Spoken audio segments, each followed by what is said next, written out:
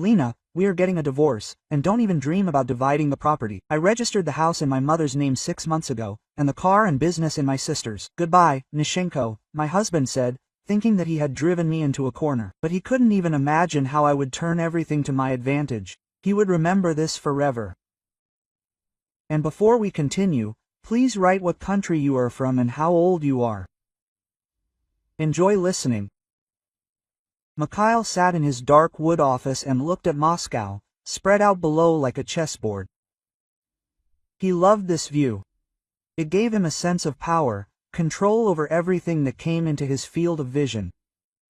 And now he needed to control the situation that was brewing in his personal life. Divorce.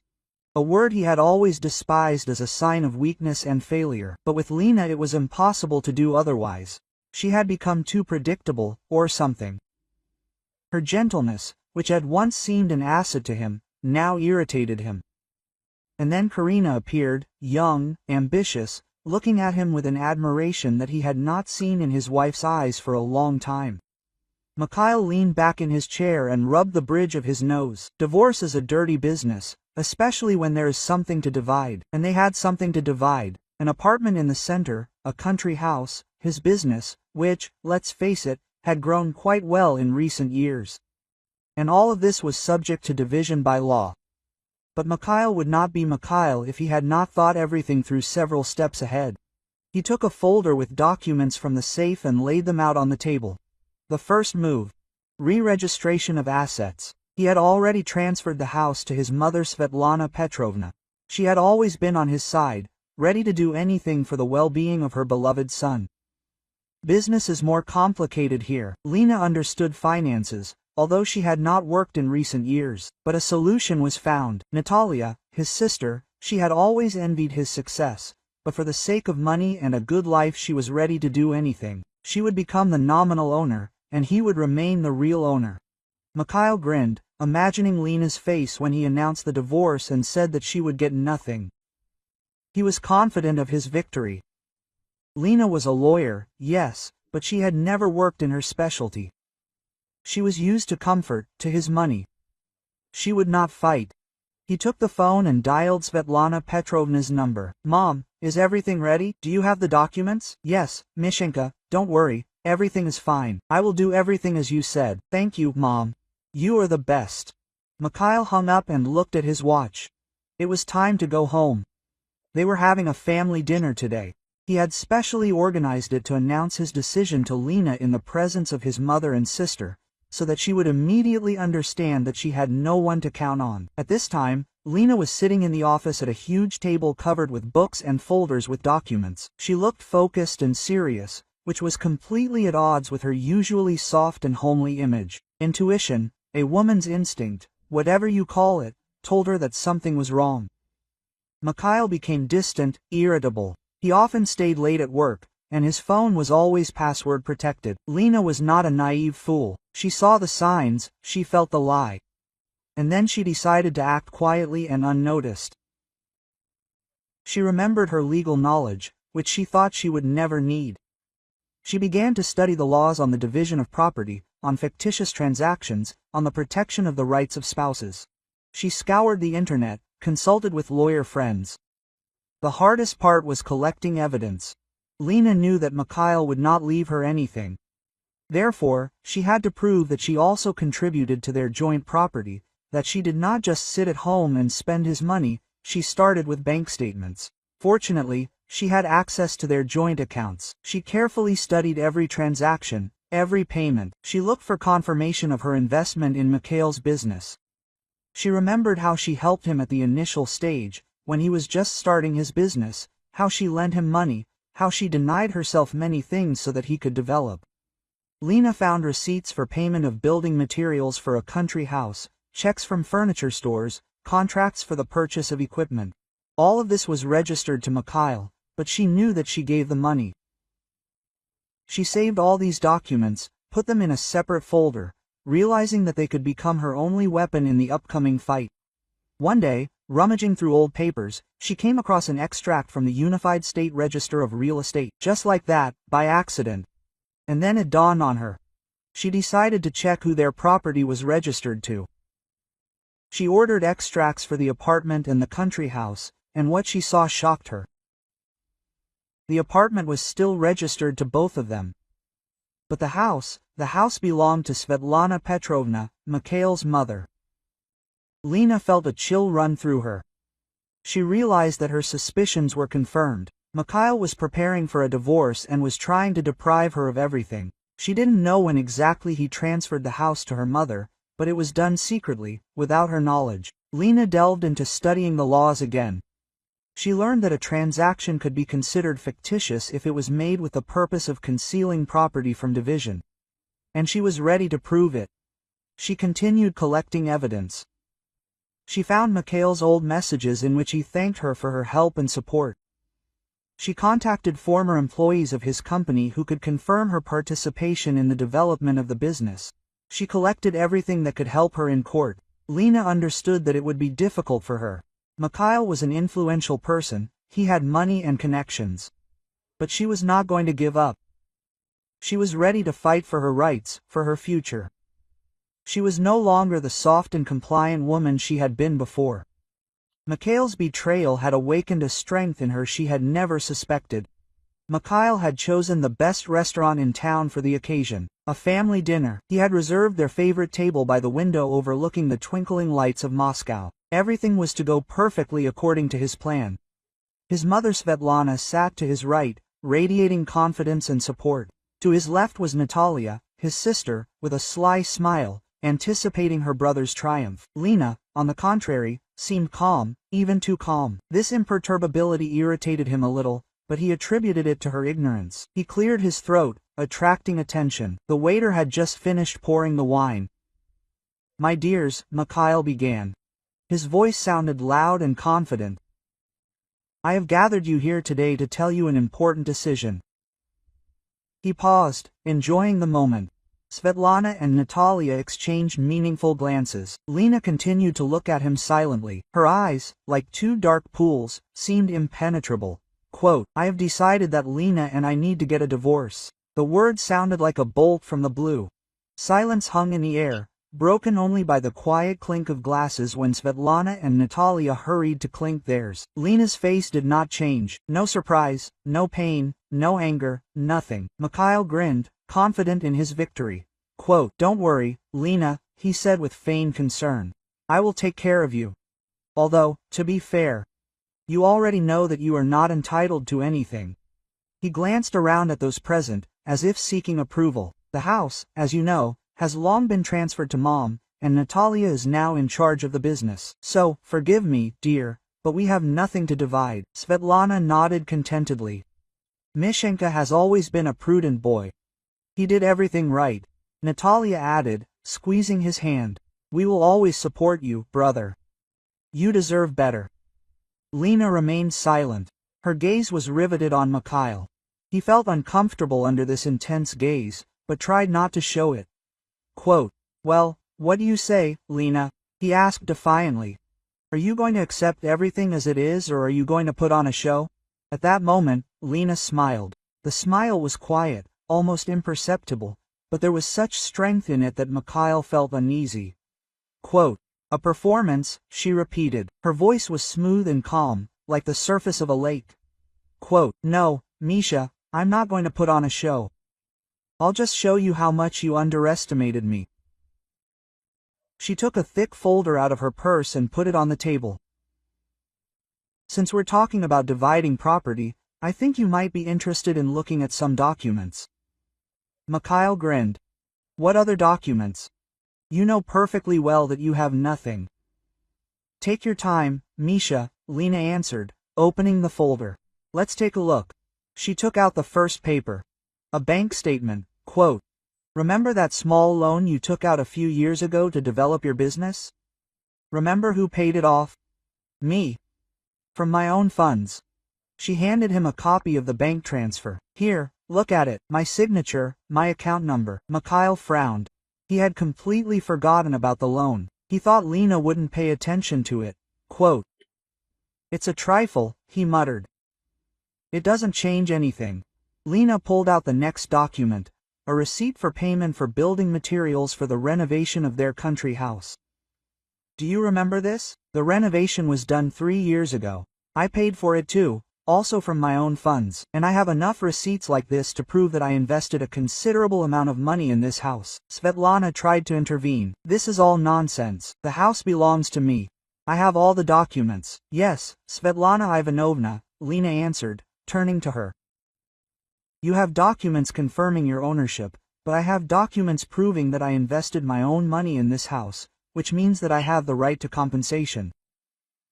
Lena continued to lay documents on the table. Checks, bank transfers, contracts. Each document was like a punch in the gut for Mikhail. He felt his confidence leaving him like sand through his fingers. Natalia tried to save the situation. Lena, don't make me laugh. You understand that none of this matters. The business belongs to me. I have all the necessary papers. Lena took out another document, a copy of the company's charter. Yes, Natalia, you have the charter, but I have proof that I invested my own money in developing this business. When you were still a student and dreamed of a career as a singer, who was promoting the company, who negotiated with the partners? Who pulled the business out of debt? I have documents to prove it. She pointed to a clause in the charter that stated that any changes in the composition of the founders must be agreed upon with all participants. Of course, no one asked for her consent. Mikhail turned pale. He realized that he had made a huge mistake by underestimating Lena. He thought that she was a naive housewife interested only in fashion and beauty salons, but she turned out to be a smart and prudent woman who skillfully defended her interests.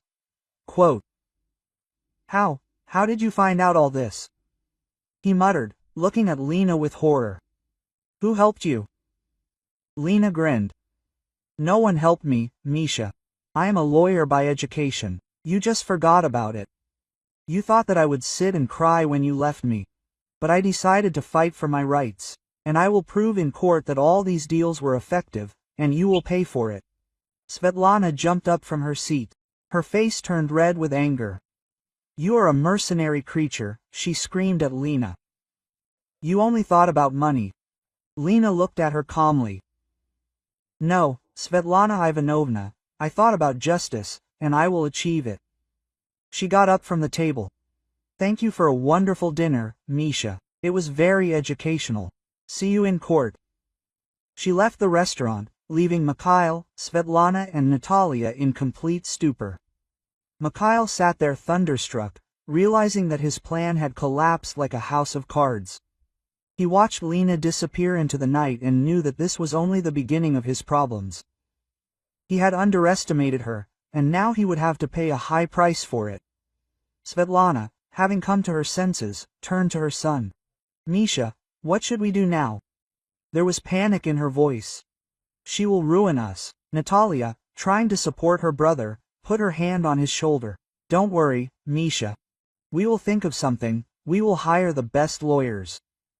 We will not let her take away from us what is rightfully ours. The first thing Lena did was contact her old friend, lawyer Igor Sergeyevich. He was an experienced lawyer specializing in divorce proceedings and property disputes. Lena trusted him, knowing his integrity and ability to get to the heart of the matter. Quote, Igor Sergeyevich, hello. I need your help, Lena said, trying to speak calmly, although everything inside was shaking. Lena, hello. What happened? Igor Sergeyevich answered with a note of surprise in his voice. Quote, it's a personal matter, a divorce, and Mikhail is trying to leave me with nothing, having transferred all the property to his relatives, Lena explained, briefly outlining the situation. I understand. Come to me tomorrow morning, bring all the documents you have. We'll see what can be done, Igor Sergeyevich said. His voice became serious and businesslike. The next day, Lena was in Igor Sergeyevich's office. She laid out all the documents in front of him, bank statements, receipts for payment for building materials for the house, contracts for the purchase of equipment for the business, money transfers from her account to Mikhail's account. Igor Sergeyevich carefully studied each piece of paper, making notes in his notebook. Quote, the situation is difficult, but not hopeless, he said, having finished reviewing the documents. Mikhail made a number of mistakes that we can use in court. Firstly, Re-registering property to relatives shortly before the divorce is a clear sign of an attempt to hide assets. Secondly, you have irrefutable evidence of your financial investments in the house and business. The court must take this into account.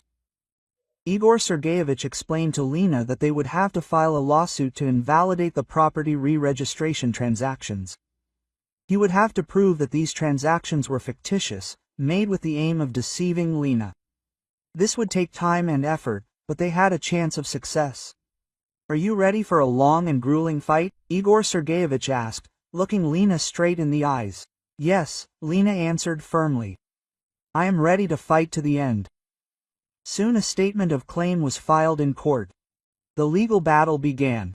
Mikhail was furious when he learned that Lena had filed a lawsuit. He was sure that she would not be able to prove anything, that the court would side with his mother and sister. He called Lena, trying to intimidate her and persuade her to withdraw the lawsuit.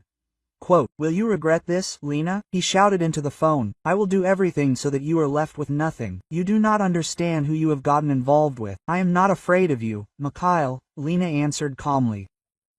"I will fight for my rights, and you will be held accountable for your actions." The court hearings were difficult. Mikhail's lawyer, hired for a lot of money, tried in every way to discredit Lena, to present her as a mercenary woman who married for convenience. He claimed that all the money Lena invested in the house and business were gifts from Mikhail, and not her own funds. Svetlana and Natalia testified in court, confirming the lawyer's words. They said that Lena had never worked, that she lived at Mikhail's expense, that all the property had been acquired exclusively with his money. Lena listened to them with disdain. She knew they were lying, but she did not allow herself to show emotion. She concentrated on proving her case, presenting the court with irrefutable evidence of her financial solvency and participation in the acquisition of the property. Igor Sergeyevich handled the case brilliantly. He skillfully parried Mikhail's lawyer's attacks, asked Svetlana and Natalia tricky questions, revealing contradictions in their testimony. He presented the court with bank statements, receipts, and contracts confirming that Lena had invested significant amounts of money earned before and during the marriage into the house and business. The most important evidence presented by Lena was an examination of the financial documentation of Mikhail's company. The expert hired by Igor Sergeyevich carefully studied all the accounting reports and came to the conclusion that Lena had indeed made a significant contribution to the development of the business. Her investment allowed the company to reach a new level, increase profits and expand its scope of activities. Mikhail was shocked when he heard the expert's report. He knew that the case was heading for a loss. He tried to put pressure on the judge using his connections in business circles, but it did not help. The judge turned out to be an honest and principled person who made a decision based on facts and the law. After several months of tense court hearings, the day of the decision arrived. Lena, Mikhail, Svetlana, Natalia and both lawyers gathered in the courtroom. The air was tense. The judge read out the decision. To declare the property re-registration transactions invalid, return Lena's share in the apartment and business, and oblige Mikhail to compensate her for legal costs and attorney's fees. Mikhail was crushed. He stood with his head down, unable to believe what had happened. His carefully planned scheme collapsed like a house of cards. He lost not only money, but also face. He realized that he had underestimated Lena, that she was stronger and smarter than he thought. Svetlana and Natalia tried to console Mikhail, but he pushed them away. He felt betrayed and deceived. He understood that they supported him in his dirty deeds only for their own benefit. Lena felt relieved and satisfied. She had proven her case, defended her rights. She knew that a new life full of opportunities and freedom awaited her. After the meeting, Igor Sergeyevich approached Lena. "Congratulations, Lena, you won," he said, smiling. "Thank you, Igor Sergeyevich. Without your help, I would not have managed," Lena replied, feeling grateful to her lawyer. The next day, Lena looked at the court's decision. The paper was so simple and so weighty. It contained months of stress, sleepless nights, humiliating arguments and, most importantly, proof that she was right. The document confirmed, the fictitious transactions made by Mikhail are declared invalid. Her share in her husband's apartment and business has been restored. Mikhail is obliged to compensate for all legal costs. Victory. She felt not jubilation, but rather deep satisfaction. This was not a triumph over her ex-husband, but a return of justice. The return of what was rightfully hers. Her thoughts were interrupted by a phone call. Lena looked at the screen and saw Mikhail's number. She hesitated, but still answered. Quote, "What do you need?" she asked dryly. Mikhail's muffled voice was heard in the receiver. There was no trace of his former self-confidence and arrogance in it. Quote, "Lena, I wanted." "What did I want?" Lena interrupted him. "You won't get any fun." "No," Mikhail answered quietly. "I wanted to apologize." Lena was taken aback. An apology from Mikhail. It was something out of science fiction. Apologize for what? For betraying me? For trying to leave me with nothing? For humiliating me in front of my family? For everything, Mikhail admitted.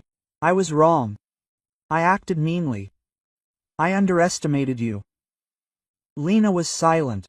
She didn't know what to answer. On the one hand, she wanted to throw all her anger and resentment at him. On the other hand, she understood that his humiliation was already great enough. Quote, "Too late, Mikhail," Lena finally said. "Too late for apologies. It's over." She turned off the phone and leaned back in her chair, closing her eyes. She felt empty, but at the same time free. She had won the battle, but the war had left deep wounds in her soul. A few days later, Lena received an official notice of division of property. The apartment and part of the business became her property. Mikhail did not challenge the court's decision. He simply disappeared from her life, as if he had never existed. Lena stood in the apartment, looking at the panorama of the city. It was the same apartment she had lived in with Mikhail, but now it seemed different. It was filled with light and air, freedom and hope. Lena knew that many difficulties lay ahead, but she was no longer afraid. She was strong, independent and self-confident. She knew that she could cope with everything. Mikhail watched Lena from afar. He stood on the opposite side of the street, hidden in the shadows of the trees. He saw her smiling, talking to her friend, looking at the stars. He saw that she was happy. He understood that he had lost her forever. He lost not only his wife, but also his friend, his partner, the person who loved him no matter what. He lost everything because he was too self-confident and stupid. Mikhail hung his head and walked away. He understood that he deserved his fate. He understood that he would have to live with this burden of guilt for the rest of his days. Lena never saw Mikhail again, but she remembered him. She remembered how he betrayed her, how he tried to break her. But she also remembered that he was once her favorite person. She forgave him not for him, but for herself, to free herself from the burden of resentment and anger, to start a new life with a pure heart. Lena became a successful lawyer. She helped thousands of women in difficult life situations. She gave them hope and faith in themselves. She never forgot what she had gone through. But she did not let the past determine her future. She lived in the present and looked to the future with optimism. Sometimes, looking at the stars, she remembered Mikhail. And then she thought that even from the darkest night light can be born, even from the greatest pain strength can grow. Even from the deepest loss a new life can arise. She was happy, she was free, she was her own mistress. And she knew that all this was because one day she found the strength to fight for her truth and won.